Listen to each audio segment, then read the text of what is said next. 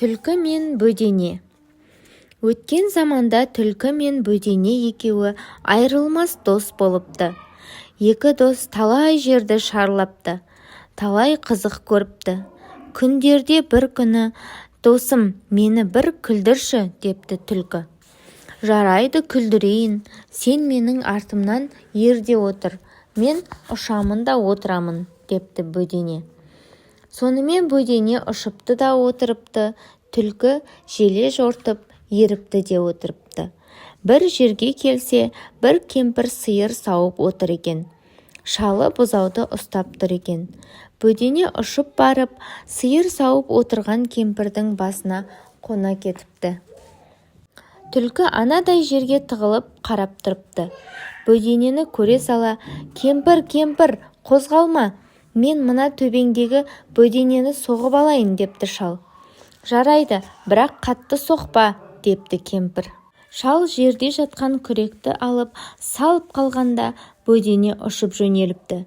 Күрек кемпірдің басына тиіп, кемпір құлапты. Шелектегі сүті төгіліп қалыпты. Түлкі ішек-сілесі қатып күліпті.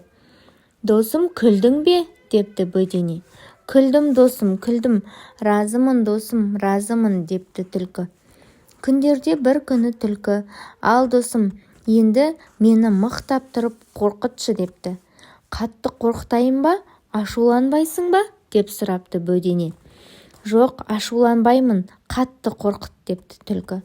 «Жарайды, қорқытайын, бірақ сен көзіңді тас қылып жым. Мен сенің төбеңе қонып, екі қанатыммен көзіңді жабамын. Содан кейін сен жүр де отыр. Оңға десем оңға, солға десем солға жүр. Қашан мен төбеңнен ұшып, көзіңді аш дегенше ашпа», депті бөдене. Сонымен бөдене түлкінің төбесіне қонып, екі қанатымен көзін жауыпты. Түлкі көзін тас қылып жұмып, бөдененің жүр деген бағытына жүріпті де отырыпты. Осылай жүріп келеді. Бір кездерде бөдене: «Аш көзіңді», деп ұша жөнеліпті. Түлкі көзін ашып жіберсе, тазы ерткен бір топ аңшыға таянып қалған екен. Аңшылар қызыл түлкіні көре сала қиқулап қуып беріпті. Түлкі қашып беріпті. Әрі-беріден қашқан соң түлкінің алдынан қалың орман кез болыпты. Түлкі жалт беріп орманға келіп, аңшылардан әзер құтылыпты. Бір кезде бөдене келіп: «Қалай, досым, қорықтың ба?» деп сұрапты. «Қорқытқанда осылай қорқыт деп бедім», деп түлкі бөденені бас салып жемек болыпты.